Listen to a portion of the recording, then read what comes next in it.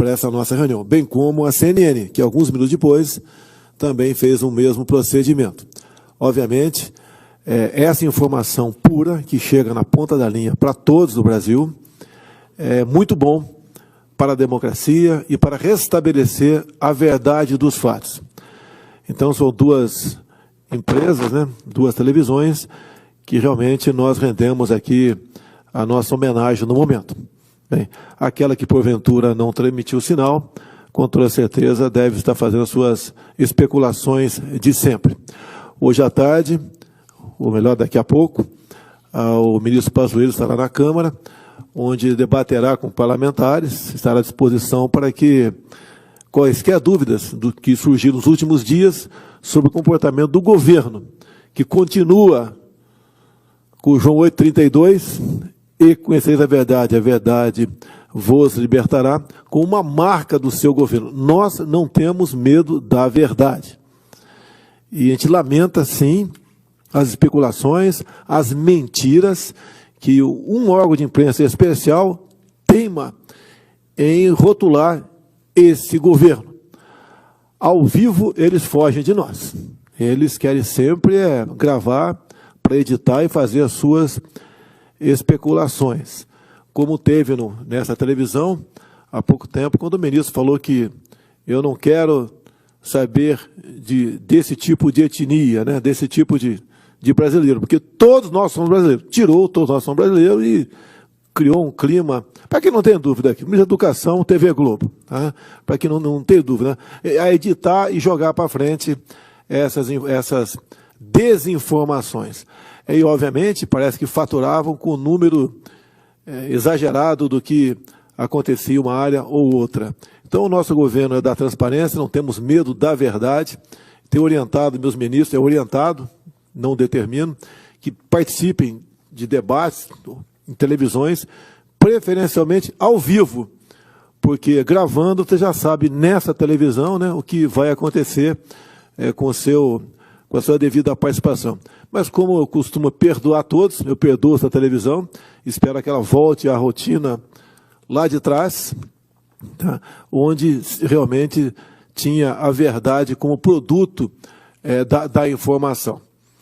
E também, para concluir aqui, é um dado que começou a circular ontem à noite, uma declaração da OMS, a Organização Mundial da Saúde, onde diz lá a OMS, né, que os assintomáticos, a chance de transmissão do vírus é próximo de zero.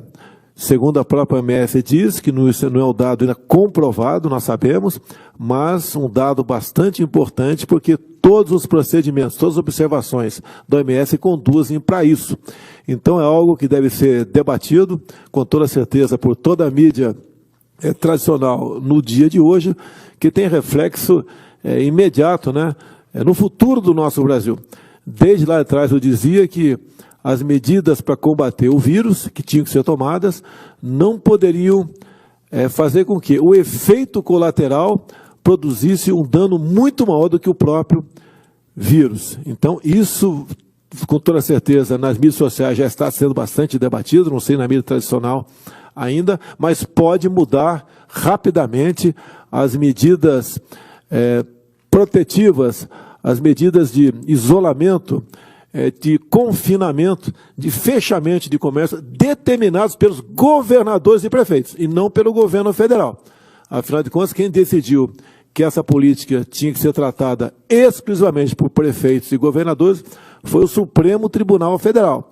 Nós aqui praticamente ficamos relegados àquela situação de dispensar recursos para estados e municípios. E assim foram dispensados, como muitos viram aqui, dezenas de bilhões de reais para estados e municípios para combater aí o coronavírus, bem como outras medidas tomadas pelo governo federal, onde talvez o nosso, prezado Paulo Guedes, seja o país onde mais conseguiu preservar empregos com as suas medidas adotadas, né? E também um país que descobriu, que todo lugar tem, os seus invisíveis, aqueles informais que praticamente não existia para muitos aqui no Brasil. São 38 milhões de pessoas que foram atingidas com esse programa, que está terminando agora o pagamento da segunda parcela. de R$600, que ajudou, sim, e muito a que as pessoas pudessem sobreviver. Porque deixa bem claro, segundo a própria OIT, na América do Sul, esses informais perderam 80% da sua renda. Se eles perderam, em média, 80%, alguns perderam tudo, outros perderam 50%. E foi um baque muito grande, e geralmente, né, os mais humildes têm a família mais numerosa. E eu estive em algum momento pela periferia aqui de Brasília, fui muito criticado por isso, mas fui ver como esses informais estavam sobrevivendo. É de cortar o coração e encontrar uma dessas saídas minhas, né, muito criticada pela mídia, mas eu tinha que estar na ponta da linha, até colocando em risco naquele momento, né, a minha saúde, tendo em vista a minha idade. 65, está no grupo de risco. Mas como ele estava sobrevivendo, essa mulher especial, que vi lá com 9 dependentes. É de cortar o coração, repito, mas é uma experiência que acredito, né, que, tendo o devido cuidado, todo político deveria tê-la. Porque não basta ficar em casa, né? Ficar em casa, uma minoria pode ficar em casa, uma geladeira cheia, com recursos, e outras formas de ser atendido em suas necessidades básicas, né, como internet, Netflix, etc., tudo bem. Agora, essas outras pessoas, que ultrapassam aqui a dezenas de milhões de pessoas, não estavam realmente conseguindo sobreviver. A fome já havia batido em sua porta. Então, essa medida adotada de ontem, essa informação da OMS, que há pouco tempo voltou atrás no tocante à pesquisa com a hidroxicloroquina, né? Voltou a dizer que poderiam continuar essas pesquisas, foi muito bem-vinda. E essa agora de que os assintomáticos não transmitem o vírus, ou a chance é quase zero de transmitir o vírus, vai mudar sim, com toda certeza, a orientação de governadores e prefeitos no tocante a confinamentos, a quarentenas, lockdown, entre outras medidas. Afinal de contas, o que mais nós queremos é, com segurança, voltarmos à nossa atividade econômica, porque economia é vida. Não adianta você falar que pode viver feliz para sempre trancado dentro de casa, que isso é uma utopia. Isso não funciona, isso não é uma realidade. Então nós queremos, sim, que o mais rapidamente possível, excelentíssimos senhores governadores e prefeitos, né, se bem que alguns já decidiram a ter uma linha um pouco diferente já há algum tempo, mas que decidam o mais rápido possível voltar à normalidade, porque afinal de contas, né, nós, ao agirmos dessa maneira, poderemos cada um levar o seu sustento para casa, voltar aí à vida que tínhamos em janeiro e fevereiro, para o bem do nosso país e para o bem da humanidade. Queria dizer que tudo que o governo faz, a extrema imprensa sempre tenta polemizar ou diminuir o trabalho do nosso governo. E não foi diferente dessa vez. Mas eu tenho certeza que, com Deus no coração e a verdade, como sempre o senhor carrega, o senhor e o time Bolsonaro de ministros que está aqui, sabe que nós vamos derrubando uma por uma as mentiras e vamos construindo uma gigantesca rede de proteção à população e à sociedade brasileira. Presidente, nunca faltou recurso para a saúde no Brasil. Sou testemunha disso desde o primeiro momento. Sou testemunha também, presidente, todos nós somos, de que o senhor, de maneira equilibrada, olhou o Brasil como um todo. Porque esta é a responsabilidade do líder, essa é a responsabilidade do presidente.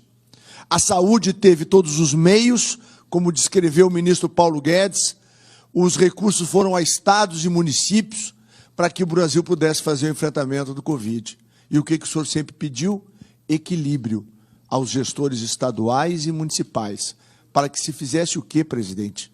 Para que a gente pudesse cuidar, sim, da saúde, enfrentar, sim, o coronavírus, mas a gente pudesse proteger o Brasil da miséria, do desemprego e da pobreza. E se alguém tem alguma dúvida, que pesquise as últimas 2 décadas da América Latina. O desemprego, a pobreza e a miséria e a fome matam mais do que qualquer epidemia na história dos últimos 20 anos. Portanto, presidente, de maneira lenta e gradual, a verdade vai se estabelecendo. E de maneira lenta e gradual, o Brasil vai reconhecendo que a verdade, como sempre, se sobrepõe às mentiras e à desfaçatez de muitos que tentam criar no Brasil um clima de um país que não tem condições de enfrentar o Covid. E tenho certeza que os números que o ministro Pazuello, com critério, com equilíbrio e com bom senso, vai apresentar ao longo do dia de hoje, lá na Câmara Federal, vai colocar por terra todas as agressões que ele, o Ministério da Saúde, o nosso governo, sofreram nos últimos dias. Não há governo nos últimos 30 anos mais transparente do que esse, não há governo que foi mais correto e serviu a sociedade brasileira do que esse, e esse é o governo que pode, sim, de cabeça erguida, com Deus no coração, dizer: estamos há 17 meses sem um caso de corrupção e vamos ter todo o primeiro mandato sem nenhum caso de corrupção, porque esse é o governo que veio para fazer a diferença, presidente.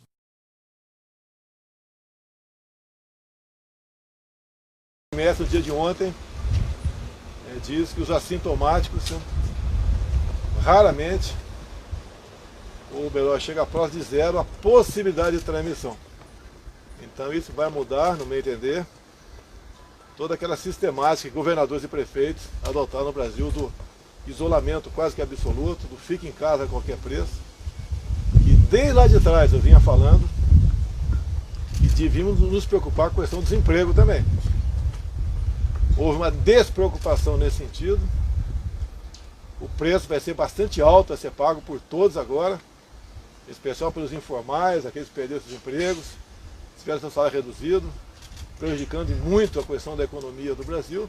E isso tem um preço, e o preço vem em forma de vidas, sofrimento, tristeza, depressão, o Adamares disse ao vivo agora há pouco ali, questões familiares, violência doméstica, violência contra a criança, e resolveram simplesmente, uma parte da mídia, não são todos,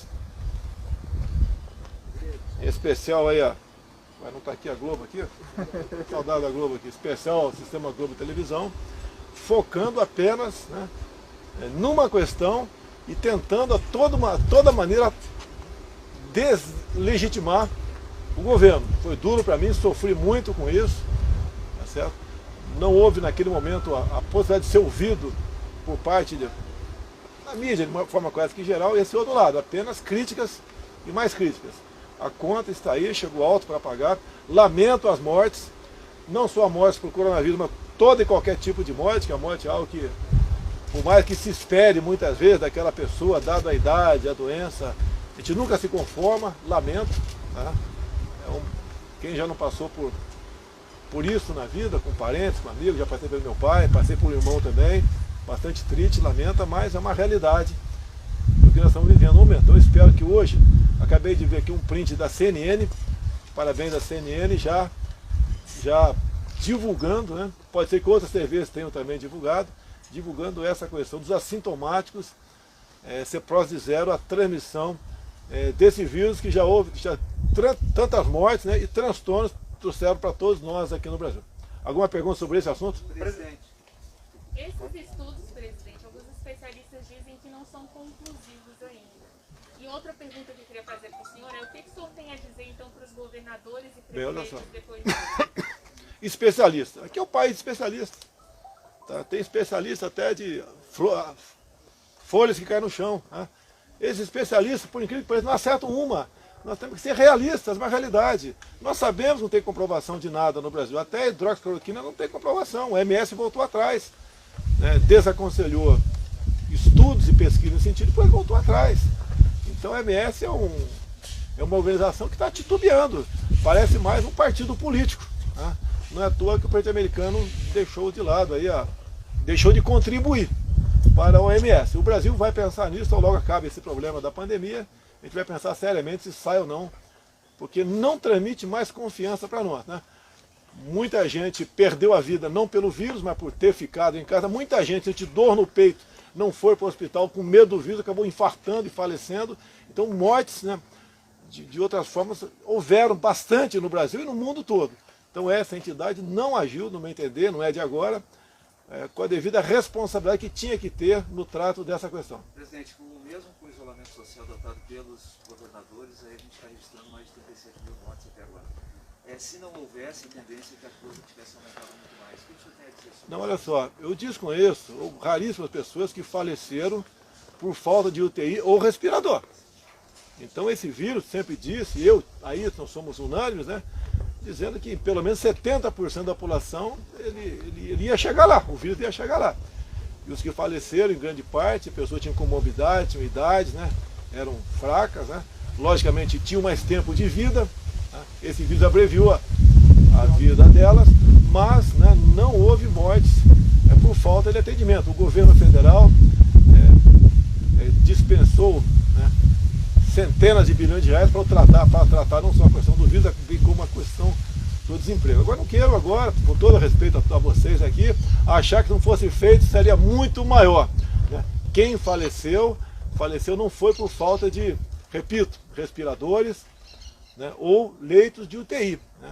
Faleceram porque não tem um remédio comprovado. Muitos faleceram também, pode ser que lá na frente venha comprovar, por falta da hidroxicloroquina que tínhamos naquele momento para aqueles que contraíram o vírus. Até tinha um protocolo da saúde, foi trocado, dizendo que a hidroxicloroquina só poderia ser usada quando estava em situação grave aquela pessoa. Nós mudamos, eu digo o governo federal, porque a saúde não age independentemente, houve outros ministérios também, houve o presidente, houve médicos, tá, né? Resolveu mudar o protocolo para que a hidroxicloroquina pudesse ser utilizada a partir dos primeiros sintomas, em especial para aquelas pessoas com comorbidade e com problemas de idade, né? Obviamente, tudo ouvindo o médico para tal. Ninguém foi obrigado a usar a hidroxicloroquina no hospital, tanto é que lá existe o procedimento, né? Quem não quiser usar, não use. Agora, quem não quiser usar, não queira interferir ou impedir de usar quem eu queira. Repito a você, minha mãe tem 93 anos de idade. Se ela for acometida do vírus, obviamente já temos um médico que é conhecido da minha família lá no Vale do Ribeira, que vai ministrar para ela, né, vai receitar aí o uso da hidroxicloroquina para ela. Agora, quem não quiser usar, o teu pai, o teu avô, que está com 90, 100 e poucos anos, aí é uma questão familiar de fórum íntimo de cada um. Presidente, o que pode ser mudado do Ministério da Saúde, caso seja comprovado que os assintomáticos não tenham tantos contágios? Você não vai comprovar de uma hora para outra, não vai ser nós aqui, pelo que eu desconheço, experiência nossa nesse sentido, tá certo? Mas a OMS está aí, outros países com toda certeza estão pesquisando essa possibilidade também de não transmissão por pode assintomático, se me entender, parte para o isolamento vertical, né? Os mais idosos ficam em casa, vão proteger até que o efeito rebanho, como diz aqui o Osmar Terra, tem falado muito nessa questão, se faça presente no Brasil e possamos então, daí todos, né, viver com a liberdade que tínhamos de poucos meses atrás. Presidente, a OMS não suspendeu a orientação de isolamento social porque ainda está estudando essa questão da não transmissão por assintomáticos. Até porque, segundo a própria OMS, é difícil de identificar o assintomático e do pré-sintomático, aquele que está contaminado e desenvolverá a doença. Como é que o senhor enxerga a apresentação? Olha, o que eu enxergo, particularmente como cidadão, é que o efeito colateral desse isolamento, certo, vai ser muito maior, vai trazer muito mais mortes teremos do que o próprio vírus em si. Então a OMS já, várias oportunidades, transformando numa senoide, né, ora apoia, ora não apoia, de modo que grande parte perdeu a sua credibilidade. Eu, particularmente, eu comigo, né, faço o que acho que qualquer um poderia fazê-lo. Eu estou trabalhando, cumprindo com o meu expediente, sei que recebo dos cofres da União, né, não dependo aí do suor do dia a dia, como grande parte do brasileiro assim preciso, mas a própria OMS já disse que cada país, cada caso é um caso. E nós não devemos, né, segundo a OMS, tirar a possibilidade, tirar o direito de ir e vir do cidadão que vai à rua para buscar o pão para alimentar o seu filho em casa, porque a fome mata. E a situação como está caminhando o mundo, se continuar adotando esse tipo de isolamento, como lockdown, como alguns ainda falam em adotar isso aí, o número de mortes será muito maior do que o próprio vírus. E nós queremos realmente buscar a solução para isso, não é buscar o meio termo, porque a vida não dá para você negociar, você morre e o outro não morre, não é isso aí. Mas, não é certo? Cada um ter a possibilidade e também o direito de decidir o que é da sua vida. Como é que fica a relação do Brasil com a OMS, presidente? Acabei de falar para você, né? Isso parte aqui do ministro Pazuello, basicamente dele, vou ouvir, deu um banho aqui agora, a sua explanação, quem assistiu, quando falou dessas questões, né? Muito mais conhecimento que o antepenúltimo que passou por aqui e vai estar à disposição agora na Câmara. Agora, a OMS, no meu entender, perdeu a sua credibilidade. O próprio falo que o Pazuello aqui não é médico, né? Deu banho em relação ao penúltimo ministro que nós tínhamos aqui. Agora, O diretor-presidente do OMS também não é médico. Então tem algo aí que nos deixa com muita desconfiança para continuar seguindo orientações do OMS. Pazuello então fica? Por enquanto está lá, está indo bem, tá? Eu acho que quem assistiu, não sei se você assistiu aqui a intervenção dele, foi muito bem, vai estar na Câmara agora. Vai ser sabatinado agora na Câmara, ser questionado por parlamentares, as mais variadas perguntas sobre números, por exemplo. O que nós queremos é um número limpo, é um número que sirva para você fazer prognósticos, para você se preparar o que vai fazer amanhã, semana que vem, o mês que vem. E não números que apenas sirvam para inflar, né, e dar notícia em alguns órgãos de imprensa. Não queremos isso, né? Todos os números vão estar lá, todos. E cada um que porventura o queira pode pegar e usá-lo da forma que achar que deve ser usado. Inclusive, ele acabou de revelar aqui, que cada estado, uma vez mandando os números, né, eles serão trabalhados e imediatamente colocados à disposição. E a hora que chega, e vai estar aberto, né? Vai estar faltando estados, por exemplo, para anunciar o número de óbitos. Vai estar aberto, quem quiser fazer. Botar no teu jornal, às 20h30, o número de óbitos, você levar em conta um outro estado que não apresentou o número, que faça dessa maneira que bem entendeu. Agora, o que nós não queremos é números mentirosos, que servem apenas para inflacionar aí essa questão e serve de manchete para alguns jornais. E acusando o governo federal como se a responsabilidade fosse exclusivamente minha, né? Você vê que o que nós pudemos fazer, nós fizemos tocante a isso, mas esses números aí tem que servir para alguma coisa e não para dar manchete de jornal. E esse Pazuello pode se tornar o titular da pasta? Pode, tudo pode acontecer. Ele pode ir embora amanhã, se ele quiser, pode ser o titular. Então, no momento, eu estou muito feliz com ele lá. O professor falou de auxílio emergencial também, né? 2 parcelas, vai ser menor, como é que vai ser? Olha, a gente não tem como, cada parcela é um pouco mais de 40 bilhões de reais. Não tem possibilidade de a nossa dívida continuar crescendo dessa maneira. Então a ideia da equipe econômica, é minha também, é mais 2 parcelas de talvez de R$300. Eu sei que tem parlamentar que é mais 2 de 600, tudo bem. Se nós tivermos um programa para diminuir o salário de parlamentares, né, a metade, grande parte do salário desses parlamentares ser usado para pagar isso aí, tudo bem. Eu pago até 1.000 por mês, não tem problema nenhum. Mas de onde vem o recurso? Não podemos apenas nos endividar. Porque afinal de contas, se os governadores, respondendo a tua pergunta, resolverem mudar os seus protocolos, tendo visto o que anunciou a OMS no dia de ontem, ajuda a gente a recuperar a economia. Agora nós não podemos deixar esse pessoal sem emprego e sem auxílio emergencial. Agora o auxílio emergencial tem um limite, a gente não consegue pagar por muito tempo um montante como esse. Presidente, só pelo veto dos 86 milhões. Não, a pergunta é sobre uma coisa sobre essa questão aqui. Ouviu? Obrigado, pessoal. Obrigado, presidente. Presidente.